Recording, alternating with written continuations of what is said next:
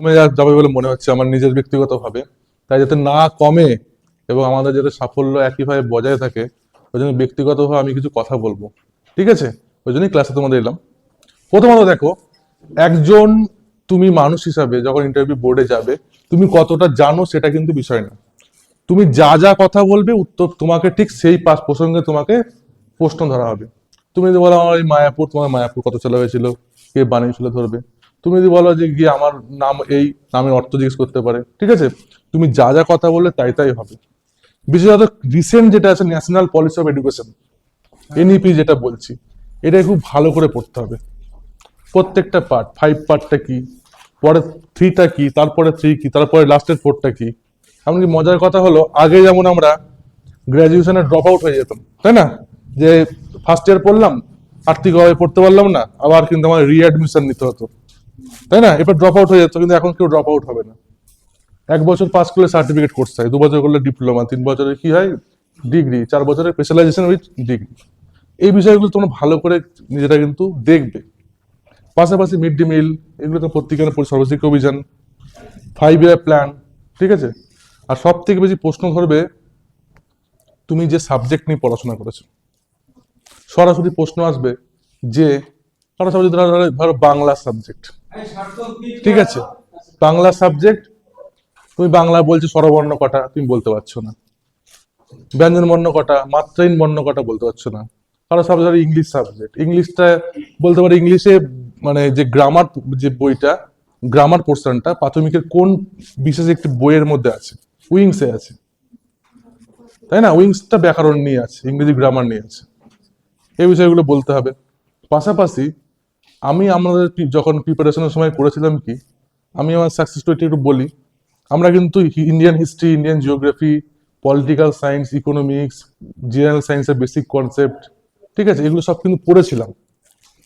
তারপরে current affairs যেগুলো, সেগুলো, এইগুলো প্রিপারেশনে কিন্তু যার যে সাবজেক্ট সেটা কিন্তু প্রত্যেককেই পড়তে হবে।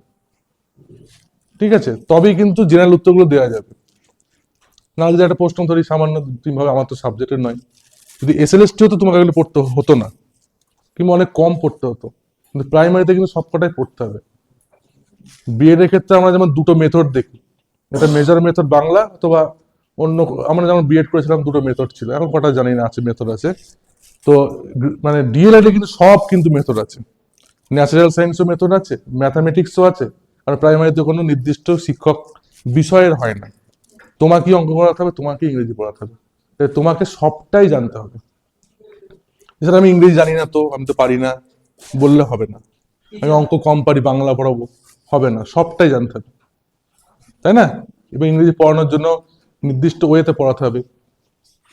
এই এডুকেশন রিলেটেড টপিক গুলোকে দেখতে হবে, যে মাইক্রো টিচিং কি, ম্যাক্রো টিচিং কি, এর অ্যাপ্লাইটা কিভাবে করব, লেসন প্ল্যানের টপিকে কি আছে, ইন্ট্রোডাকশন স্টেজমেন্ট, আয়োজন স্তর কোনটা, উপস্থাপন স্তর কোনটা, আয়োজন স্তরে কি কি প্রশ্ন হতে পারে, মূল্যায়ন স্তরে কি হতে পারে।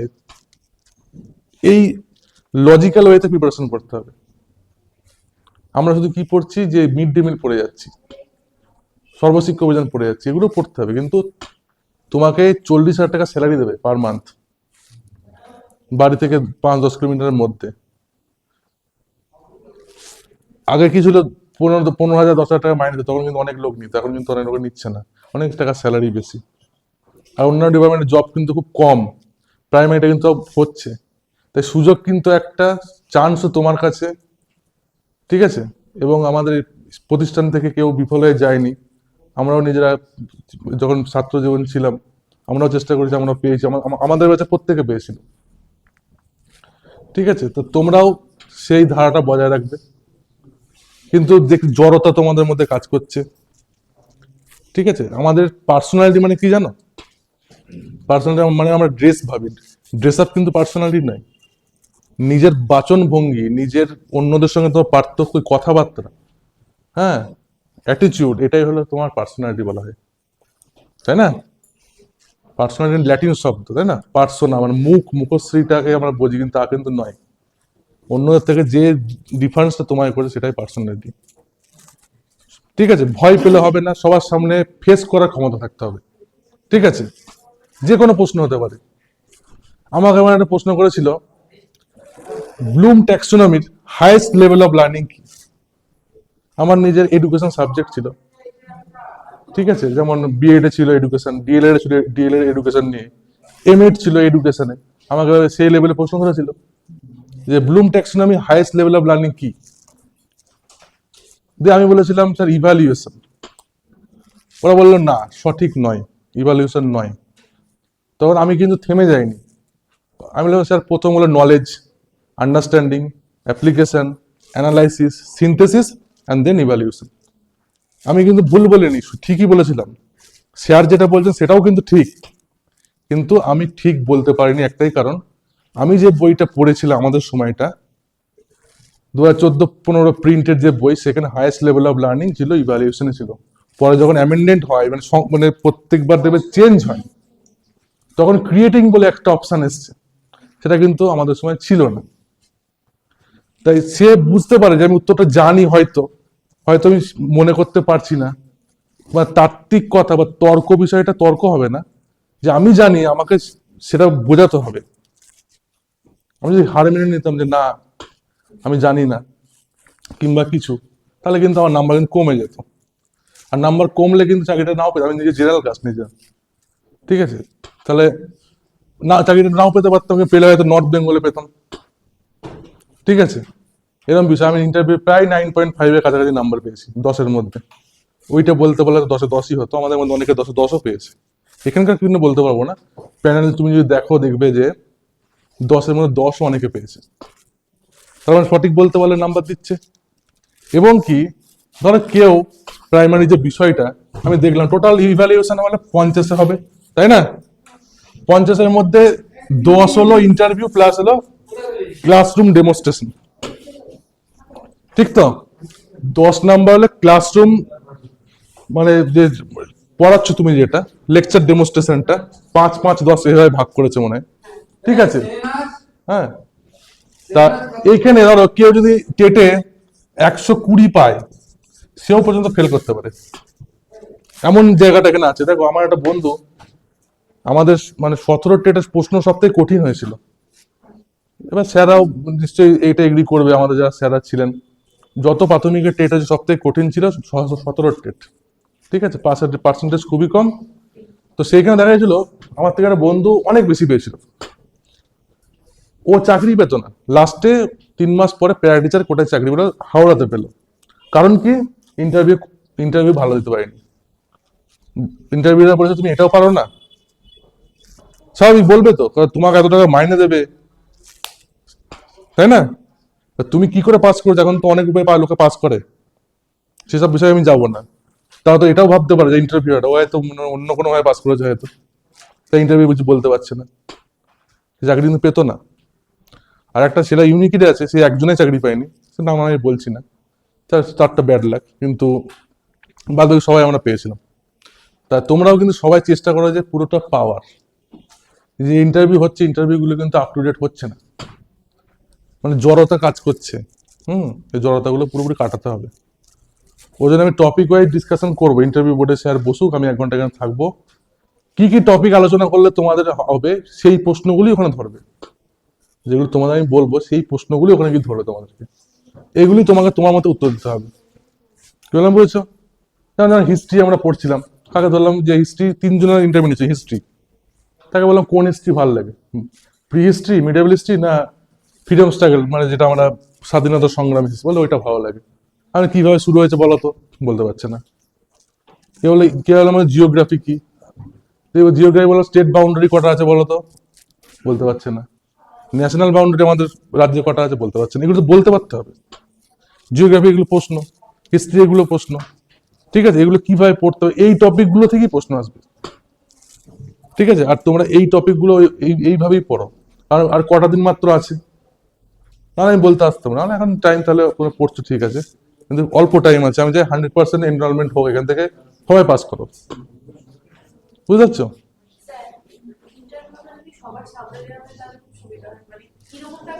ওই জন্য আমি এলাম তো, সামনেই তো এলাম তো, আমি তো নিজের সামনে এলাম ওই জন্য। হ্যাঁ, বলছি এইটাই প্রশ্ন হবে, এই টাইপেরই প্রশ্ন হবে, ঠিক আছে, এই টাইপেরই প্রশ্ন হবে, এর বাইরে কোনো প্রশ্ন হবে না। বুঝেছো? আর যে কোনো একজন তুমি দেখো, যার যে সাবজেক্ট, তোমার কি সাবজেক্ট, একটা একটা একটা ডেমো ইন্টারভিউ দেখে নাও, বলো, দাঁড়াও তোমার কি সাবজেক্ট বলো। আমার ইতিহাস, ইতিহাস, ইংরেজি আর দর্শন। দর্শন। প্রথমে প্রশ্ন হবে, দর্শন আমরা প্রাথমিক বিদ্যালয়ে কিভাবে ব্যবহার করব? তো দর্শন মানে হলো লজিক, মানে কোনো কিছু যুক্তি দিয়ে বিচার হুম করার ক্ষমতা আমরা আমরা দর্শনে করি। তো সেক্ষেত্রে আমরা বাচ্চাদের ওইভাবে বিভিন্ন জিনিস যুক্তি দিয়ে আগে বিচার করে তারপরে সেটা গ্রহণ করার এই ইয়েটা দিতে পারি, জ্ঞানটা দিতে পারি। হুম। আর কি সাবজেক্ট ছিল? ইতিহাস ইতিহাস, আর ইংরেজি। ইংরেজি। দর্শন যে সাবজেক্ট তুমি বলছো, ফিলোসফি, ফিলোসফিটা শুধু কি যুক্তিবোধের জন্যই শেখা হয়? না, আমাদের সমস্ত বিষয়েরই ইয়ে হলো, মানে ভিত্তি হলো দর্শন, হুম। সমস্ত বিষয়েরই। কোথায় বাড়ি তোমার? আমার নিমতলা, নিমতলা। নিমতলা কোন জেলা? পূর্ব বর্ধমান। পূর্ব বর্ধমান। পূর্ব বর্ধমান পশ্চিম বর্ধমান ভাগ হয়েছিল কত সালে বলতে পারবে? 2017 সালে। কোন তারিখে? দেখছো তো, যে প্রশ্ন বলবে সেই প্রশ্ন আমি করবো, এইটা ইন্টারভিউ হবে কিন্তু গিয়ে ওখানে পুরোপুরি। কর্কট ক্রান্তি রেখে গেছে কোথা দিয়ে বলতে পারবে পূর্ব বর্ধমানের? কোথা দিয়ে? ভাতার, তারপরে ঘুষকরা আর হুম। আউস্ট্রাল। কর্কট ক্রান্তি রেখাটা কি জিনিস? আচ্ছা। আর কি ইতিহাস বলে, তাই তো? কোন ইতিহাস পড়তে তোমার ভালো লাগে? প্রাথমিক বিদ্যালয়ে কি ইতিহাস পড়ানো হয়? না, তাহলে এই ইতিহাসটা তুমি কি করবে নিয়ে? ইতিহাস আমাদের মানে অতীত সমস্ত কিছু একটা। ইতিহাস পড়ানো হয়, একটু জানবে। আমাদের পরিবেশের মধ্যেই ইতিহাস, নির্দিষ্ট পার্টিকুলার কোনো বই নেই আগে যেমন ছিল, একটু শোনো, কথা বলো না। নির্দিষ্ট পার্টিকুলার কোনো বই নেই ইতিহাসের। আমাদের পরিবেশের মধ্যে ইতিহাস টপিকগুলো, ছোট ছোট ইতিহাস, ভূগোল, বিজ্ঞানটাকে নিয়ে আমাদের পরিবেশ হয়েছে, ঠিক আছে? তা তোমার বললে হবে না যে নেই ইতিহাস, ঠিক আছে? এগুলোকে বলবে। একজন ইতিহাস সাবজেক্ট তোমার স্পেশালাইজেশন, আমার সাবজেক্ট ইতিহাস নয়। তুমি আমার থেকে আরো নিশ্চয়ই ভালো এফেক্টিভ ওয়েতে ক্লাসরুম নেবে, তাই না? ধরো তোমার চন্দ্র কেতুগড়, আমাদের ইতিহাস, আমাদের ওই ক্লাস 4-এর আমাদের পরিবেশ বই আছে।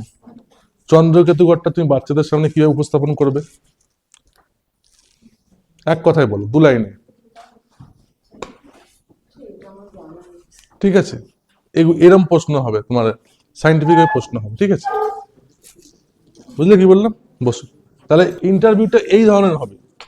ইন্টারভিউতে কখনই হবে না, কখনই ফালতু প্রশ্ন ধরবে না। এই মিড ডে মিল কত সালে হয়েছে ওইসব প্রশ্ন ভুলে যাও। এমন প্রশ্ন যদি তুমি বুঝতেই পারবে, তোমার থেকেই প্রশ্ন ধরবে, ম্যাথের গভীরে যাবে।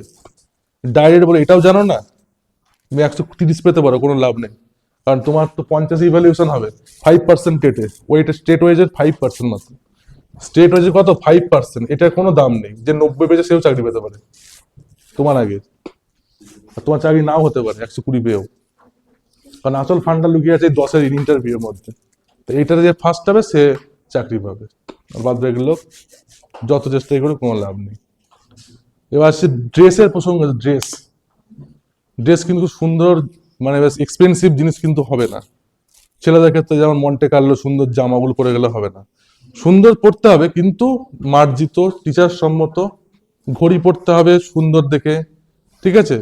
পায়ে বুট পরাটা বেটার, এই এই বুট নয়, মানে যেগুলো আমরা মানে দৌড়ানোর ক্ষেত্রে ব্যবহার করি না, ওগুলো পড়তে পারো, শীতকালের ব্যাপার যেহেতু ভালো লাগবে। জামা ভালো জামা, ওই তোমার হলো কি বলে, ওই ব্লু কালারের জামাটা আছে না, যে হালকা ব্লুটা, এটা আকাশি আকাশি কালার, ওটা পড়তে পারো। সাদা জামা পড়তে, বেল্ট ইউজ করবে। এই মাফলার বেঁধে গেলে হবে না, হাতে আংটি পরা যাবে না, ঠিক আছে? এই আংটিগুলো যদি পড়লে কিন্তু হবে না, তাহলে কিন্তু নেবে না, বলবে যে ওর ওর নিজের মধ্যে কুসংস্কার।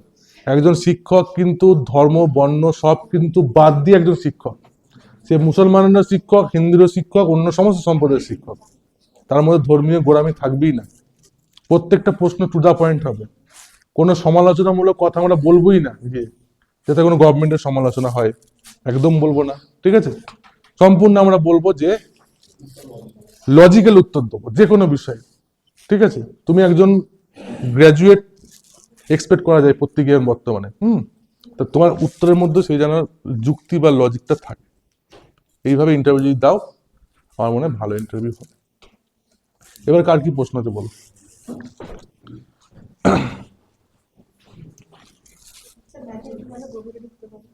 ম্যাথের গভীরে তোমার অবশ্যই ঢুকবে।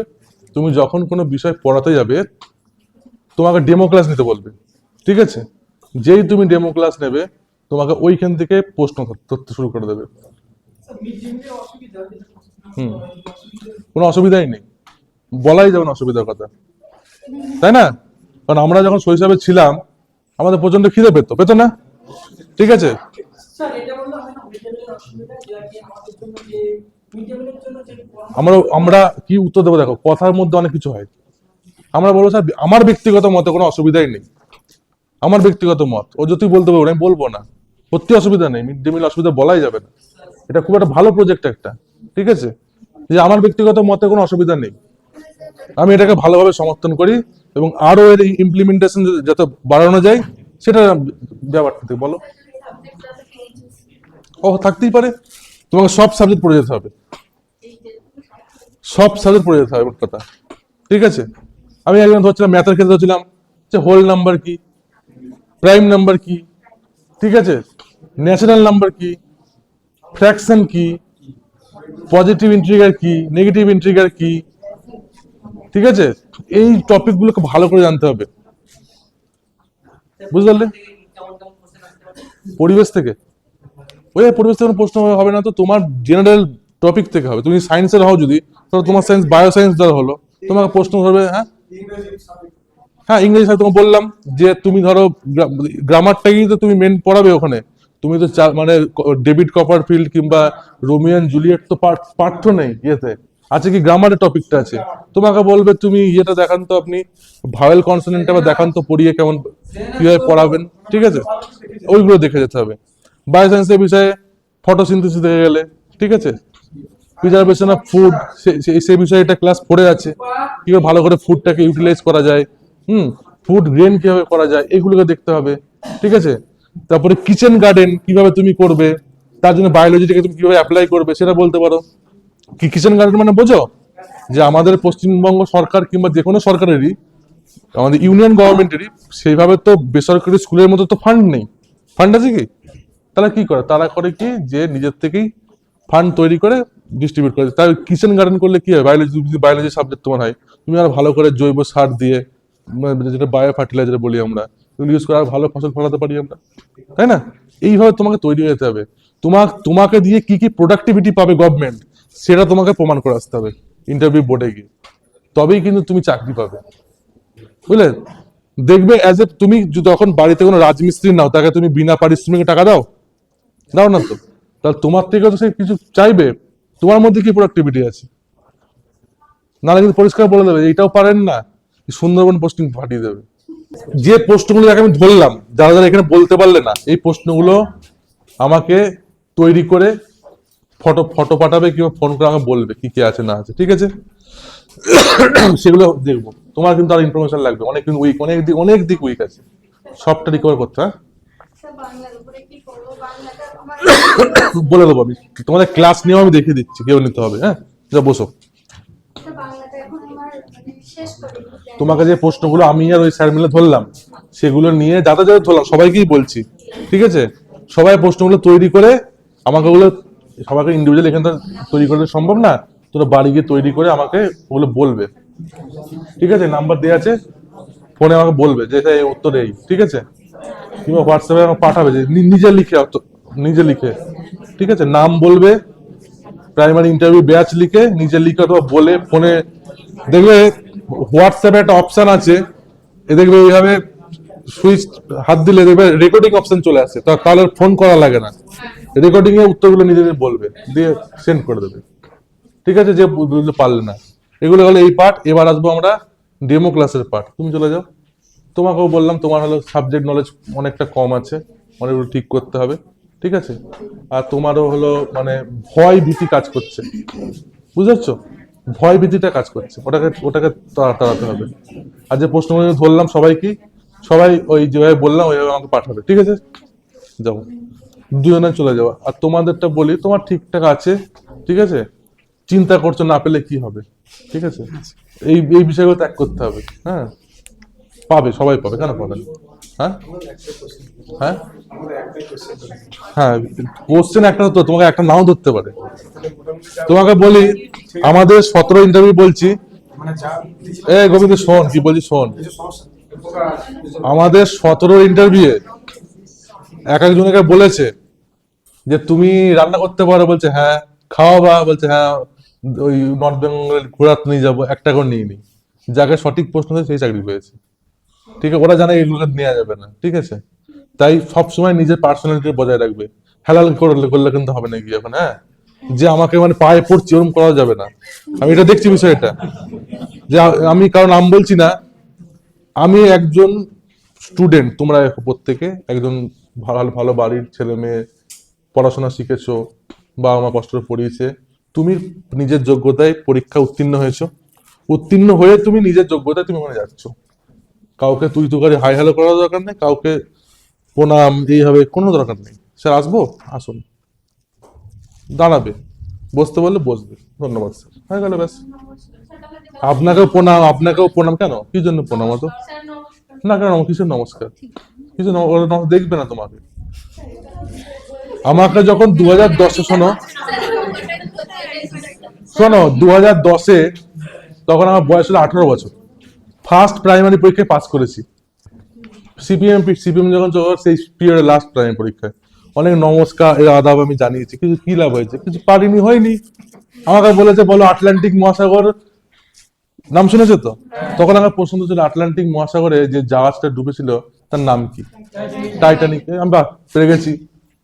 তারপরে হচ্ছে কোন আটলান্টিক মহাসাগরের ওই সারাউন্ডিং এরিয়াতে কোন কোন দেশ আছে। তখন একটা মাত্র এইচএস পাস আউট ছেলে, তার কি এই জ্ঞানটা আছে? ওই ওয়ার্ল্ড ম্যাপ সম্বন্ধে অত জ্ঞান আছে?